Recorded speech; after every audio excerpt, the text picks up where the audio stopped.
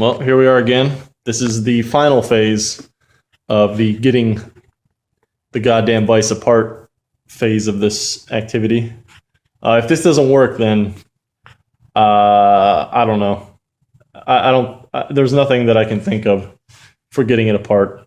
I'll probably end up soaking it or something like that if it doesn't come apart. But anyway, let me just go over this. So this is. I got an I-beam here. Don't let the price fool you. That was for the whole piece.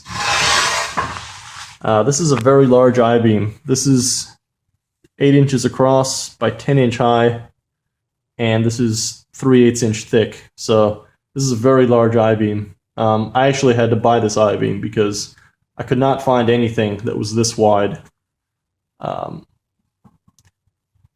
that thick anywhere outside of a metal place. So I didn't spend $95 on it. I'm not that crazy, but it did end up costing significantly more than pretty much anything else in this project so far. That's my biggest expense by far. So I've got this angle here. This is 3/8 inch. Put a couple of 1/4 inch support beams here. Just welded on, and you can see I've already got this pretty much attached with some 5/8 inch grade 8 bolts. And so what's going to happen is the vise is going to go here. These are my vise holes. And I got this bottle jack. That's going to go here, and we're going to press it out like this. This is a 20-ton jack, so 40,000 pounds. Hopefully this is going to work. The bottle jack is going to go like so. I'll stand this whole thing up because I'm not sure if this bottle jack is rated to be used horizontally or not. And it'll probably be easier to crank it anyway. I might just have to attach it to a tree or something just to keep it from tipping over when I do crank on it, but it's basically just going to go like that. There's the final assembly. If this doesn't do it, I don't know what it's going to take, but more than I'm willing to put up with is my guess. So there she is. Son of a bitch is coming apart. So I'm going to go ahead and start cranking this.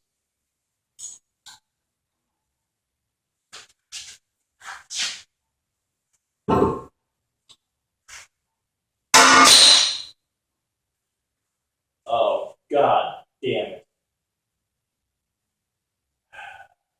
Well, there's the first casualty.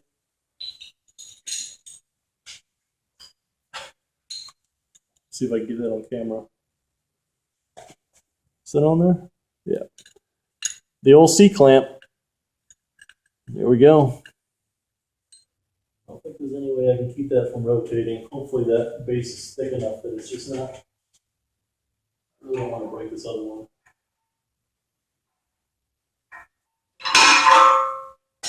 Take that off. That's the more expensive one. Yeah. Anyway, I put that angle iron on the bottom just to act as a support in case it falls over.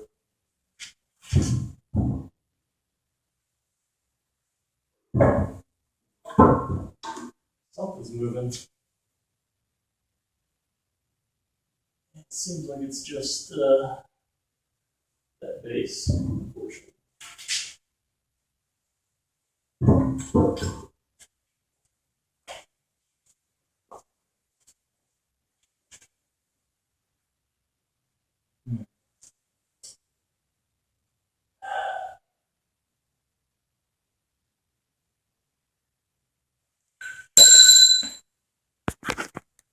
This isn't good.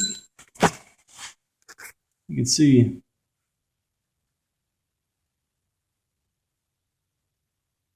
it's coming up off there. This is fine, but you can see that gap there. That's not good. I just relieved all the pressure on the bottle jack. You can see it's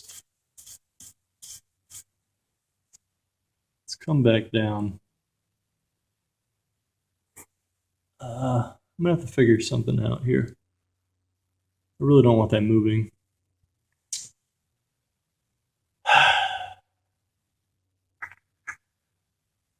I mean, I have plenty of spare chain, but I just don't think a chain is going to be able to prevent that small amount of motion. I don't know if there's anything I can do other than putting like a brace up here. But, I mean, it's got to attach all the way.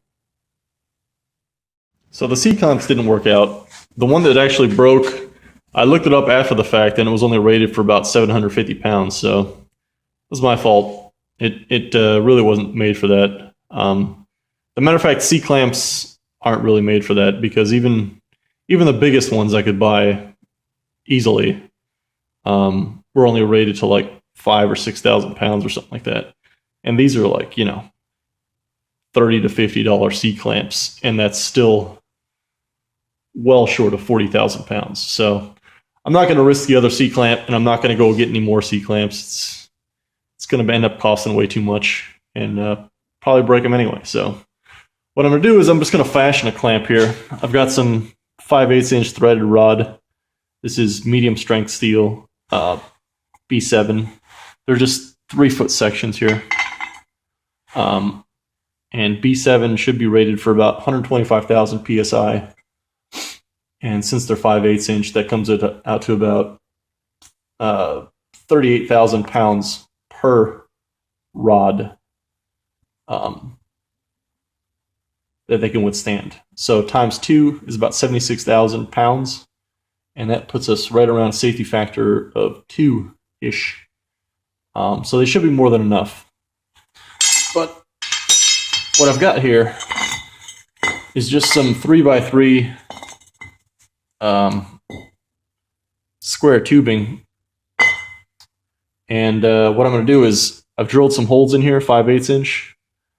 And I'm just going to use these as like makeshift clamps and just clamp it on as much as I can. It's got this very nice flat part here. It's very handy. And I'm just going to put it up against here and just clamp it as much as I can. Got the bolts tightened down. Got them level from the ground to like within a 1/16 of an inch or so. I'm pretty happy with that. Everything looks nice and flat. Here. The vise is also, let's see if I can zoom in there. Nice and flat up against that I-beam. No space again. Very nice. Man, it's really hard to crank it right now.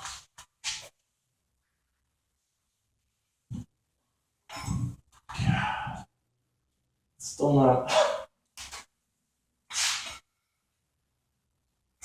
coming.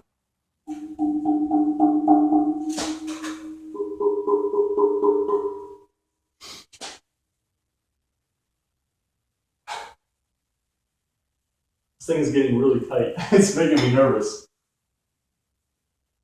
It's making me nervous that this still hasn't budged. I have a little bit longer cheater bar here. This is from a weed whacker, so fits really nicely over that. But man, this is ridiculous. Okay, whatever.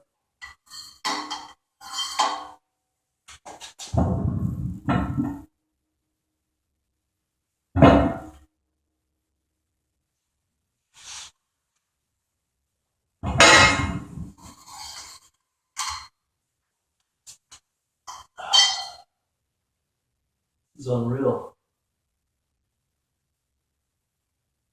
This place is like from fucking Krypton or something.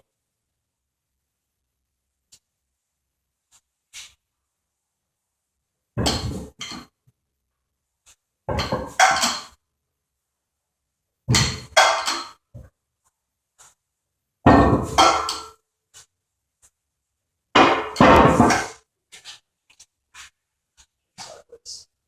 Here we go. It's so tight, I'm like starting to twist it.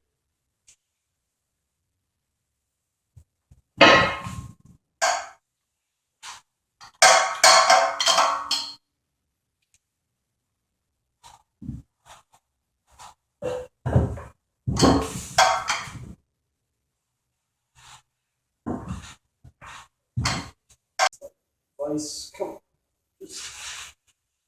on. Just the fucking ball work, please.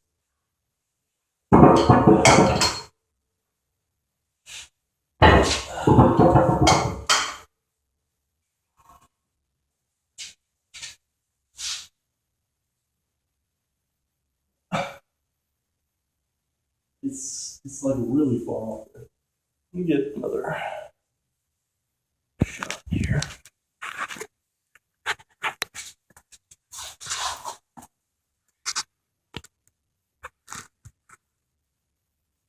Even with that huge brace on there, it's still. Where's the light?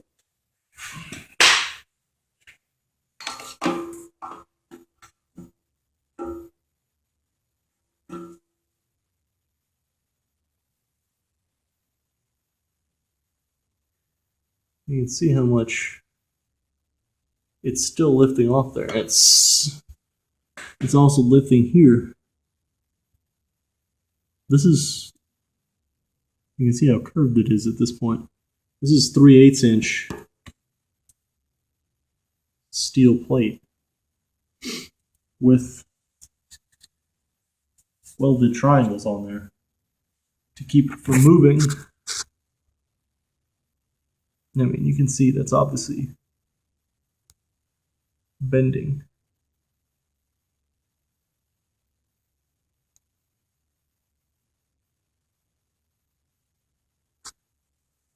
I wonder if this part of the I-beam is deforming here.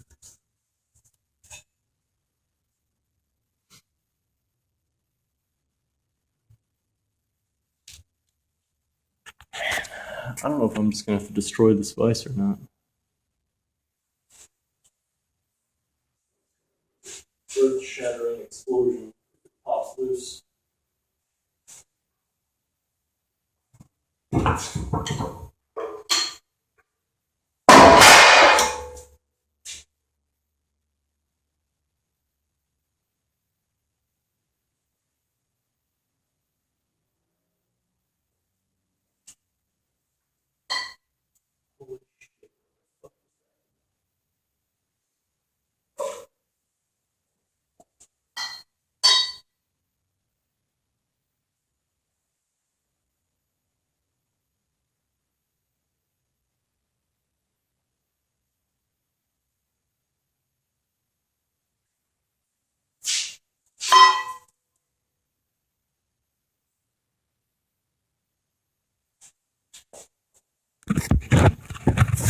Vice just moved.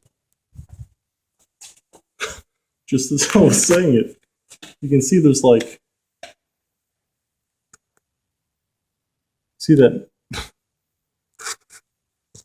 dust coming up from there, or that smoke.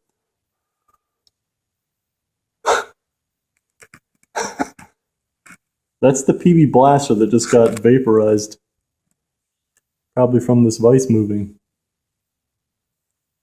Holy crap. Holy crap. I think it just moved. So I've got it set up again. This thing is still obviously deformed. And also, the I-beam is sort of tilted now. It's not sitting quite flat anymore. Alright, Vice, come on. Just keep moving, baby. Just don't lock up again. Uh-oh. What's going on in there?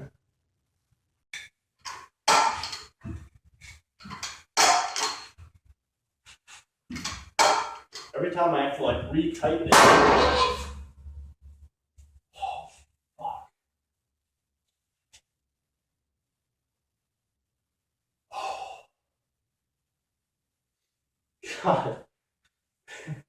That is killing my fucking nerves, man. It's like somebody shooting a fucking 50 cal next to you.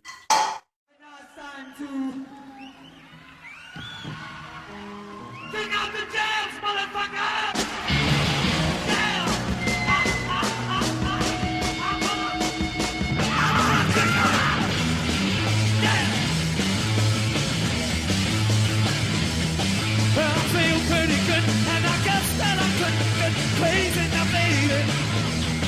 'cause we all got it tune, but the dressing room got hazy now, baby. I know how you want it, all right, quick and tight. The girls can't stand it when you're doing it right. And get up on the stand and let me kick out the tail. Yes, kick out the tail. I have to kick them out.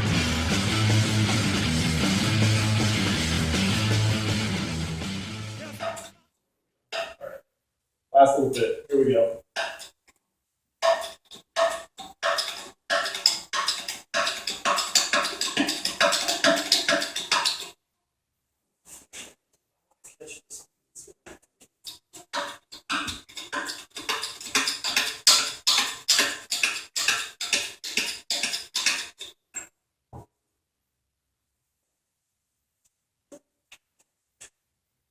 Beautiful.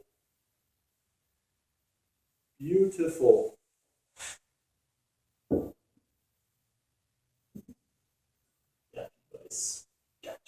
So here's the dynamic jaw. You can see the PB blaster penetrated maybe about that far.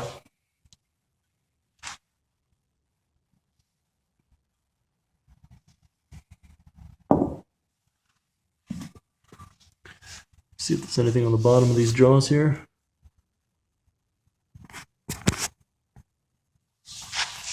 I don't see any kind of inscription or anything. But then it's pretty dirty. So maybe we'll see something. So this key is attached to the jaw, obviously. You can see it's just pretty dry, but I mean, it's not. I don't know. I don't know why it was that stuck. This seems like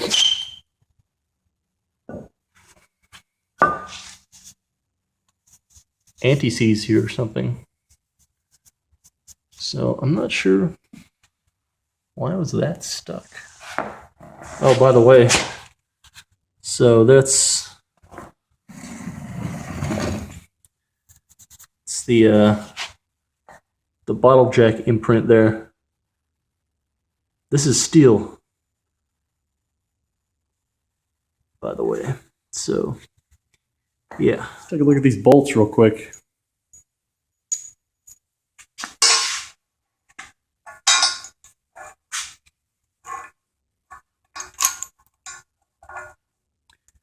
Definitely got a little bit of a slant to them, don't they? Once again, the inside actually looks pretty good. It looks like, you know, that top area there certainly had some, you know, it just looks like everything dried in there and it just got stuck all the way around.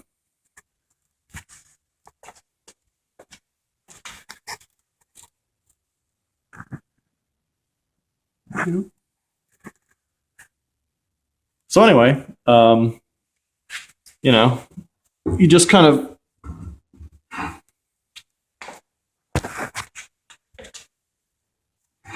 want to slide that dynamic jaw right out of there. Should pop out really easily. You just put a little pressure on there, no problem. Should come right out. It's too heavy. And yeah, that's disassembly. I'll take off these jaws next. I've already got these pipe holders out, and we're almost good to go. Just going to remove these jaws, and then I'm going to put everything through the electrolysis tank. Nice and easy, no problem. Pop it right out.